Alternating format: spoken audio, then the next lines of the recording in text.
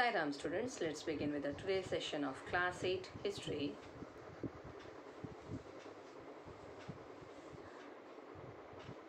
Today we are doing the revision of chapter number 10 of History, India after Independence. Let's go through the content of a chapter. In this chapter we have a new and divided nation, a constitution is written, how were states to be formed, then planning for development, the nation 60 years on. Let's begin with the first topic, a new and divided nation. Now in this we are going to see the challenges that were faced by the new and the divided nation. When India became independent in August 1947, it faced a series of very great challenges. Now what were the challenges? As a result of partition, 8 million refugees they had come into the country.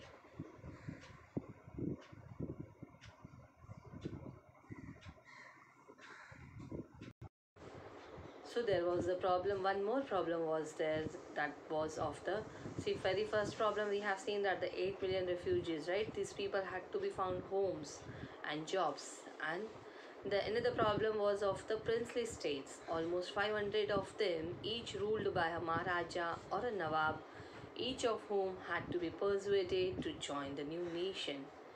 Then the new nation, even after, along with the problems of the refugees and of the princely state, one other problem was the new nation had to adopt a political system that would best serve the hopes and expectations of its population. See, India's population in the year 1947, when we'll talk, it was all large, that is almost 345 million. It was also divided. There were divisions between high caste and low caste, between the majority Hindu community and Indians who practiced other faiths. So, because of all this, the citizens of this vast land spoke many different languages, wore different kinds of dresses, ate different kinds of foods, and practiced different professions, right? Then how could they be made to live together in one nation state? So to the problem of unity was added the problem of development. At independence, the vast majority of Indians lived in the villages. Farmers and peasants, they were dependent on the monsoon for their survival. So did the non-farm sector of the rural economy. For if the crops failed, barbers, carpenters, weavers, and other service groups would not get paid for their services either, because there was interdependency, right? The farm and the non-farm sector. That is the reason even the other non-farm sectors they were also affected. Whereas when we'll talk about the cities, the factory workers, they lived in the crowded slums with little access to education or health care facilities. So it is clearly we can say the new nation had to lift its masses out of poverty by increasing the productivity of agriculture and by promoting new job creating industries. And whereas when we talk about the unity and development had to go hand in hand. If the divisions between different sections of India were not healed, they could result in violent and costly conflicts. That will be the conflicts between the high caste fighting with the low caste, whereas on the basis of the religion it will be Hindus and Muslims and so on. At the same time, if the fruits of economic development did not reach the broad masses of the population, it would create fresh divisions. Fresh divisions on the basis of what? For example, it was between the rich and the poor, between cities and the countryside, between the regions of India that were prosperous and the regions that were not at all prosperous, the regions which were lagging behind. So now there was a need, some framework should be given. So the constitution was written. Now what is there in this topic? A constitution is written. Between December 1946 and November 1949, some 300 Indians had a series of meetings on the country's political future. Now, the meetings of this constituent assemblies, these were held in New Delhi, but the participants came from all over India and from different political parties. Now, what happened there? The discussions resulted finally, after the long discussions among these political parties, these discussions resulted in the framing of the Indian Constitution, which came into effect on 26th of January 1950. Now, children, let's learn the features of this constitution. Now, one feature of the constitution was its adoption of universal adult franchise. Now, in that it was stated that all Indians above the age of 21 would be allowed to vote in state and national elections. But as you all know, the present age, that is 18 years of age, right? In the year 1989, that has been changed. Now, this step was taken as a revolutionary step. Why? Because for never before had Indians been allowed to choose their own leaders. In other countries also, such as the United Kingdom and the United States, this right has been granted in stages. Now, how it was done in stages, let's see that. First, only men of property had the vote, okay? Then men who were educated were also added on in that list. Then the working class men got the vote only after a long struggle. But finally, after a bitter struggle of their own, American and British women, they were also granted the right to vote. But when we talk about, on the other hand, soon after independence, India chose to grant this right to all its citizens regardless of gender, class or education, right? So now let's go through the second feature of the constitution. Second feature of the constitution was that it guaranteed equality before the law to all citizens regardless of their caste or religious affiliation. Now, there were some Indians who wished that the political system of the new nation be based on Hindu idols and that itself be run as the Hindu state. So, but it is like they few were in the mindset, like, but finally the Indian Prime Minister Jawaharlal Nehru, he was of the opinion that India could not and must not become a Hindu Pakistan.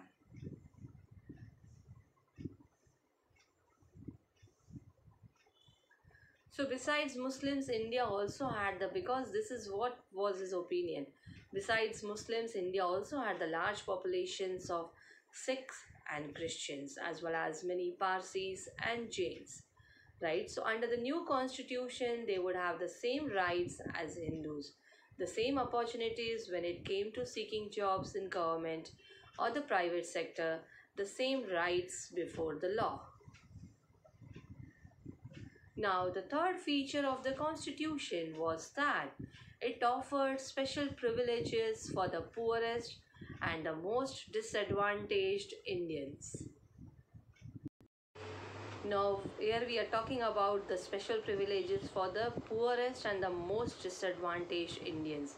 The practice of untouchability, described as a slur and a blot on the fair name of India, was abolished. Then even the Hindu temples previously open to only the higher caste were thrown open to all, including the formal untouchables. Then after a long debate, the Constituent Assembly also recommended that a certain percentage of seats in legislatures as well as jobs in government be reserved for members of the lowest caste. So it has been argued by some that untouchable, or as they were known as Harijan candidates, they did not have good enough grades to get into the prestigious IS services, that is Indian Administrative Service.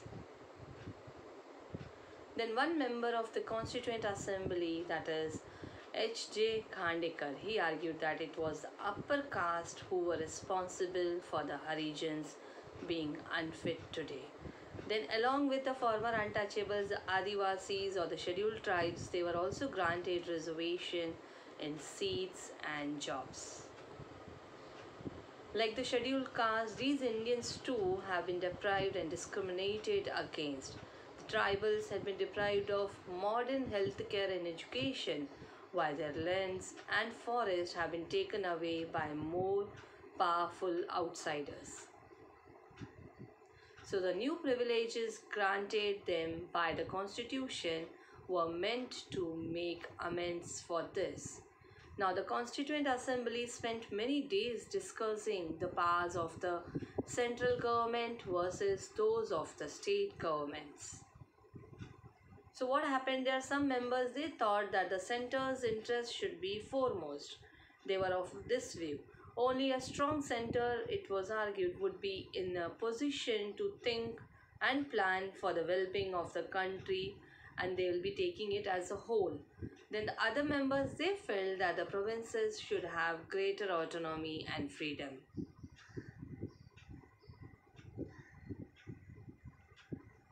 So in that debate, a member from the Mysore, he feared that under the present system, democracy is centered in Delhi and it is not allowed to work in the same spirit, same sense in the rest of the country. Whereas the member from Madras, he insisted that the initial responsibility for the well-being of the people of the provinces should rest with the provincial governments. So everyone was having the different views. Then finally, the constitution sought to balance these competing claims by providing three lists of subjects. Let's see what are the three lists of subjects. A union list with subjects such as taxes, defense, and foreign affairs, which would be the exclusive responsibility of the center. Then the state list of subjects such as education and health, which would be taken care of principally by the state. Then the third list was the concurrent list, under which would come subjects such as forest and agriculture, in which the center and the states would have joint responsibility.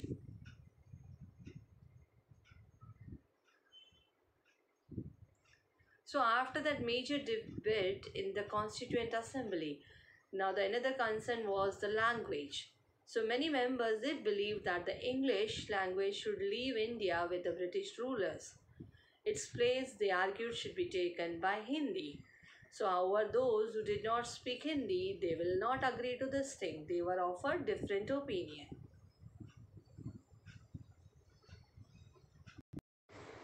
So speaking in the assembly, T.T. Krishnamachari, he conveyed a warning on behalf of the people of the south, because some of whom threatened to separate from India if Hindi was imposed on them.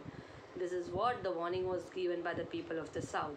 So a compromise was finally arrived at, namely that while Hindi would be the official language of India, English would be used in the courts, the services, and communications between one state and another.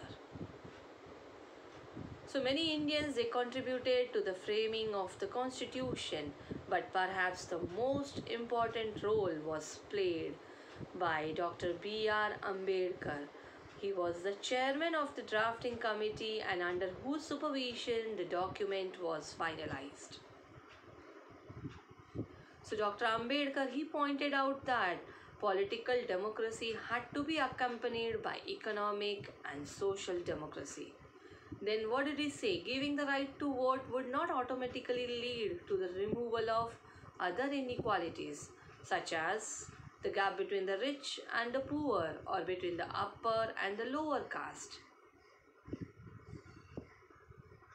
So he was of this mindset like they are only giving the voting rights is not sufficient. Okay, so now further again to remove all this, to work on the same policy, the principle of one man, one vote, one value in our social and economic life. We say by reason of our social and economic structure, continue to deny the main principle of one man, one value. Now again, the further the states were formed, how the states were formed, let's see in that topic. Back in the 1920s, the Indian National Congress, the main party of the freedom struggle, they had promised that once the country won independence, each other linguistic group would have its own province. So, however, after independence, the Congress did not take any steps to honor this promise. For India had been divided on the basis of religion. Despite the wishes and efforts of Mahatma Gandhi, freedom had come not to one nation but to two. So, as a result of the partition of India, more than 1 million people had been killed in riots between the Hindus and the Muslims. So both Prime Minister Jawaharlal Nehru and Deputy Prime Minister Sardar Vallabhbhai Patel, they were against the creation of linguistic states. After the partition, Pandit Jawaharlal Nehru, he said the disruptionist tendencies had come to the fore. To check them, the nation had to be strong and had to be united.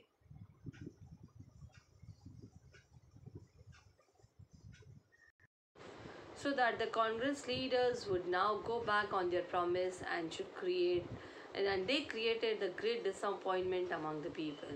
Now the Kannada speakers, Malayalam speakers, the Marathi speakers had all looked forward to having their own state. The strongest protest now here, however, came from the Telugu speaking district of what was the Madras Presidency. Now, what happened there when Pandit Jawaharlal Nehru, he went to campaign there during the general elections of the 1952. He was met with black flags and the slogans demanding, "We want Andhra." In October of that year, a veteran Gandhian named Potti Sriramulu, he went on an hunger strike. For what he was on the hunger strike, he demanded the formation of Andhra state to protect the interest of Telugu speakers. So as the fast went on, it attracted much support. Many people started supporting him. Even the hartals and the bands were observed in many towns. Then finally on 15 December 1952, after fasting for 58 days into his fast, Sriramulu, he died. As the newspaper put it, the news of the passing away of Sriramulu engulfed the entire Andhra in chaos. The protest was so widespread and intense that the central government was forced to give in to the demand. Thus, on 1st of October 1953, the new state of Andhra came into being, which subsequently became Andhra Pradesh. Then after the creation of Andhra, even the other linguistic communities also demanded their own separate states.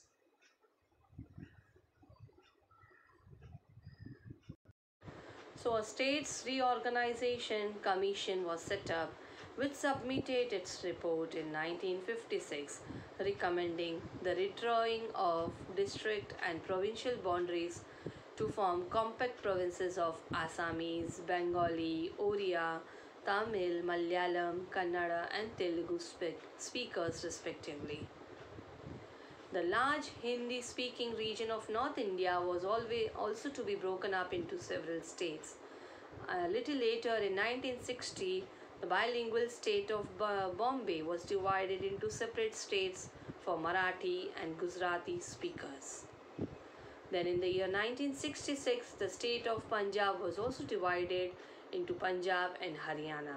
The former for the Punjabi speakers, who were mostly Sikhs, the later for the rest who did not speak Punjabi, who were not speaking Punjabi but the version of Haryanvi or Hindi. Children, here the map has been given to you which shows the Indian states in 1975. You have to prepare this map for your exam. So here we have completed with the topics: a new and a divided nation, a constitution is written, then how were states to be formed. Then the remaining two topics that we will be learning in the next session. So see you in the next session, children, with the two topics. Till then, take very good care of your health.